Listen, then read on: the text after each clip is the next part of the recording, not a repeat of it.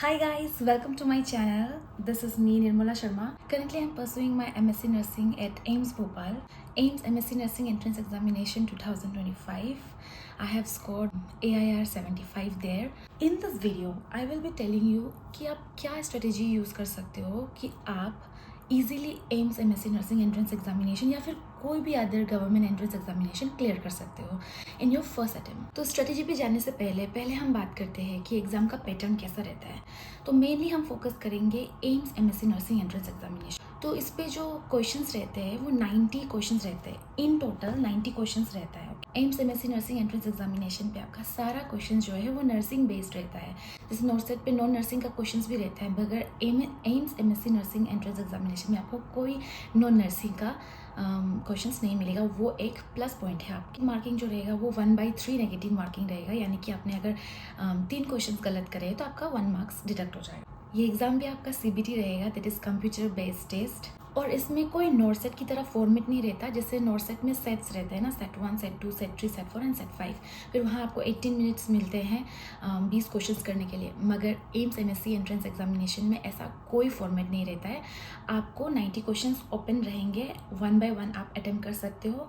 Last question attempt करने के बाद भी आप मिडिल में आप क्वेश्चंस चेंज कर सकते हो, तो वहाँ पे कोई दिक्कत नहीं है उस बात। और जैसे नॉर्सेट में रहता है कि मोस्टली लॉन्ग फॉर्म्स क्वेश्चन देखने को मिलते हैं, सीनेरियो बेस्ड क्वेश्चन देखने को मिलते हैं, मगर एम्स एंट्रेंस एग्जामिनेशन में मोस्टली आपको 1 लाइनर मिलेगा और क्वेश्चन ज़्यादा ट्विस्ट करके नहीं आता है। इट्स वेरी ईजी, आप इजीली अटेम्प्ट कर सकते हो। Now let's talk about my strategy कि मैंने क्या स्ट्रेटेजी यूज़ किया और मैंने पहला अटेम्प्ट पे ही MSc nursing entrance examination clear किया है। सो पहला बात, अगर आपको बहुत ज़्यादा डाउट हो रहा हो कि क्या मुझे कोचिंग लेना चाहिए, क्या मुझे कोचिंग नहीं लेना चाहिए, तो अगर आप ऑलरेडी कोचिंग कर रहे हो, जैसे अगर आपने कोचिंग ले रखा है नॉर्सेट के लिए, कोई बहुत सारे कोचिंग प्लेटफॉर्म्स है, अगर आपने वहाँ से ले रखा है तो आपके लिए वो कोचिंग मोर देन इनफ रहेगा।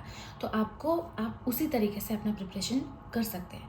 मगर जो कोचिंग नहीं लेना चाहते हैं या जिनको लगता है कि कोचिंग इज़ टू एक्सपेंसिव और वो एमएससी के लिए तो एटलीस्ट कोचिंग नहीं लेना चाहते, तो उनको मैं बताना चाहूँगी कि आपको कोई कोचिंग लेने की ज़रूरत नहीं है।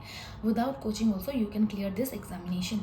सो पहला बुक कि आपको कौन सा बुक पढ़ना चाहिए, you need only one book and that is more than enough. Trust me when I say this.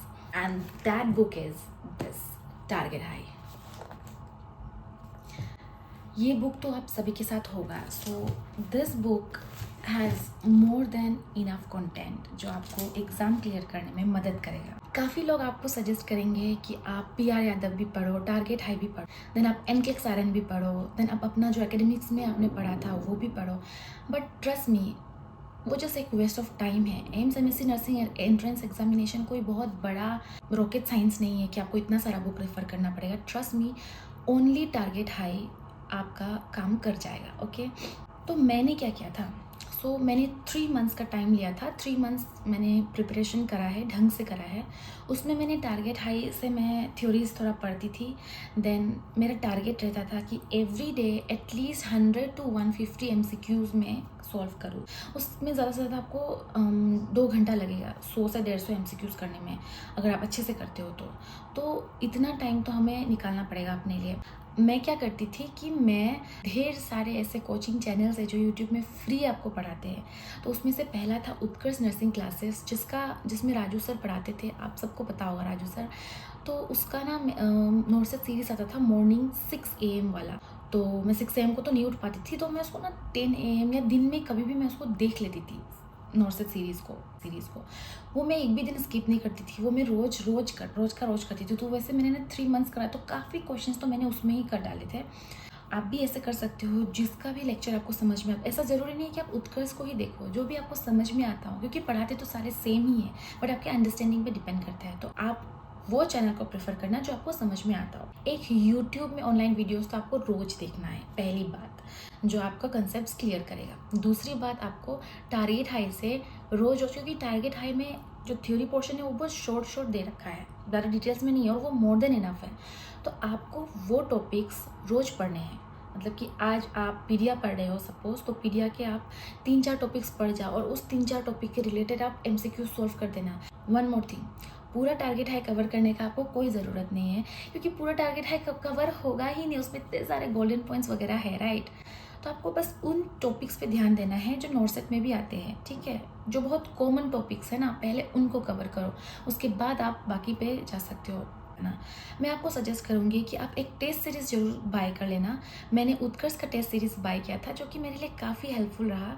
उस पर मैं रोज़ के रोज़ टेस्ट देती थी, जहाँ से मैं एनालाइज़ कर पाती थी खुद को कि मैं कितना इम्प्रूव कर रही हूँ या और कौन सा टॉपिक में मुझे ज़्यादा ध्यान देने की ज़रूरत है। तो आप एक टेस्ट सीरीज़ ज़रूर लगा लेना, वो ज़्यादा एक्सपेंसिव नहीं आता है, 500-600 का आता था उस टाइम पे। ये चीज़ आपको 3 मंथ्स तक कंटिन्यूसली करना है। अभी आपके पास टाइम है, अभी आपका मार्च चल रहा है, तो मार्च का बिगिनिंग है, तो आपके पास पूरा मार्च है, पूरा अप्रैल है, पूरा मई है, पूरा जून है। जून के एंड में एग्ज़ाम होगा। हमारे टाइम में जून 21 को एग्ज़ाम हुआ था, तो आपके पास भी मोर देन इनफ टाइम है। और जो एग्ज़ाम है वो बस आपका दिल्ली पे ही होता है, तो आपको पता होगा। और आपको रिसर्च का, जैसे कि आपका रिसर्च से भी काफ़ी क्वेश्चंस आते हैं। मेरे टाइम में शायद रिसर्च से 4 या 5 क्वेश्चंस आए होंगे, एंड लकीली मैंने वो पढ़ रखा था, तो मैं कर पाई थी। तो आपको क्या करना है, रिसर्च के क्वेश्चंस के लिए स्पेसिफिकली मैं बता रही हूँ, रिसर्च के क्वेश्चन के लिए एनएनएल का जो चैनल है यूट्यूब में, वहाँ ना वो लोग क्या करते हैं, जब एग्ज़ाम पास आता है ना, तो वो लोग वीडियोस डालते हैं। और मतलब जैसे रिसर्च का वीडियोस डालेंगे, इसके बाद आपका एमएसएन के रिगार्डिंग डालेंगे, ओबीजी के रिगार्डिंग डालेंगे, जहाँ वो PYQs पढ़ाते हैं आपको। एंड ट्रस्ट मी, वो बहुत बहुत बहुत ज़्यादा हेल्पफुल है आपके लिए, क्योंकि मैंने भी देखे थे वो सारे वीडियोस। वो ना काफ़ी ज़्यादा हेल्पफुल है, और वो फ्री ऑफ कॉस्ट है, उसके लिए आपको कोई कोचिंग लेने का ज़रूरी नहीं है। आप यूट्यूब पे जाइए, NNL1 करके सर्च करना, वहाँ पे एक पूरा प्लेलिस्ट होगा MSc नर्सिंग एंट्रेंस एग्जामिनेशन के लिए, उसका वीडियोस आप देख सकते हो। प्रीवियस ईयर्स के भी है उसमें, उसको भी आप देख सकते हो। और अभी जब नया एग्ज़ाम आएगा ना, उस टाइम भी वो वीडियोस डालेंगे, वहाँ से आप रिसर्च का ज़रूर करना, क्योंकि मोस्टली जो रिसर्च का क्वेश्चन है ना, वो उसके बाहर नहीं जाता है, उतने में ही उतना ही आएगा जो वो पढ़ाते हैं। और सिर्फ रिसर्च का ही नहीं, बाकी सारे जितने भी सब्जेक्ट्स हैं ना, उनका आप वहाँ से वीडियोज़ देख लेना उस टाइम पर। तो वो ना काफ़ी ज़्यादा हेल्पफुल रहेगा, क्योंकि वो बेसिकली PYQs पे बेस्ड रहता है, और मेनली PYQs ही आते हैं एग्ज़ाम्स में। सो वो मेरे लिए काफ़ी बेनिफिट था। तो इतना ज़्यादा कोई स्ट्रेस लेने वाला बात है नहीं।